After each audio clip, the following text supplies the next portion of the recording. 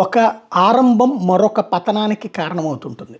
ఇదివరకటి రోజుల్లో గనక ఫోన్లు ఇంటి ఫోన్లు పెరిగిన తర్వాతన రూపాయి కాయిన్ ఫోన్స్ కానీ ఎస్టీడీ బూతుల డిమాండ్ తగ్గింది. సెల్ ఫోన్లు వచ్చాక ఇప్పుడు ఎస్టీడీ బూత్ పెట్టేవాడు ఎవడూ లేడు. ఇదివరకు ఎస్టీడీ బూత్లో ఉద్యోగం అంటే చాలా గ్రేట్ అనమాట.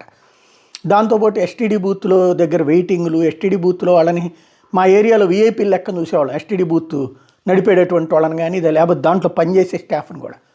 అలాంటి స్టేజ్ నుంచి ఇప్పుడు ఎస్టీడీ బూత్ పెట్టేవాడు కూడా లేడు, నవ్వుకునేటటువంటి సిచ్యుయేషన్.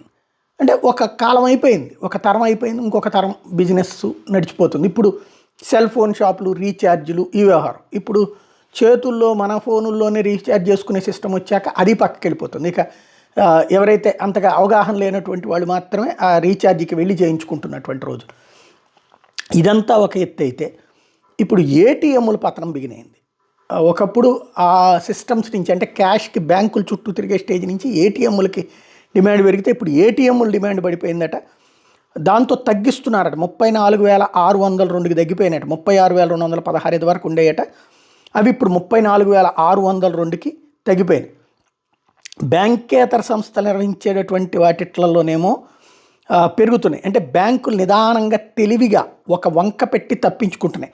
2025 మార్చి నాటి దేశంలో బ్యాంకు శాఖల సంఖ్య 2.8% పెరిగి 1.64 లక్షలకి చేరితే, అంటే బ్యాంకు శాఖలు ఏం పెరిగినాయి, ఏటీఎంలు ఏమో తగ్గించేస్తున్నాడు. ఎందుకని తెలివిగా? దానికి ఖర్చు ఎక్కువ. ఆ ఖర్చుని భరించడం కంటే అది వదిలేసేయడం ఏటీఎంలని. అంటే దాన్ని ఏం చేస్తున్నారు, ఇప్పుడు అవుట్ సోర్సింగ్ ఇచ్చేస్తారనమాట. అవుట్ సోర్సింగ్ కింద ఇప్పుడు వీళ్ళకి రూపాయి ఖర్చు అయ్యేది వాళ్ళకి ₹10 ఖర్చుతో అయిపోతుంది. అయితే మనకి తలనొప్పి ఏంటో తెలుసా?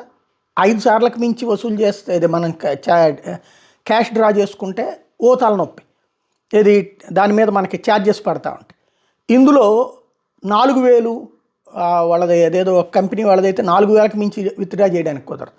₹10,000 విత్డ్రా కెపాసిటీ కూడా బెటర్. అప్పుడు మనం 4 సార్లు 4 16,000 తీసుకుంటాం. 5 సార్లు 5 4 20,000 తీసుకుంటాం. తర్వాత ఏమైపోతుంది, ఛార్జెస్ పడుతుంటాయి. ఇలాంటిది జనాలనెత్తిన భారం బ్యాంకులు తెలివిగా వేస్తున్నాయి అన్నమాట.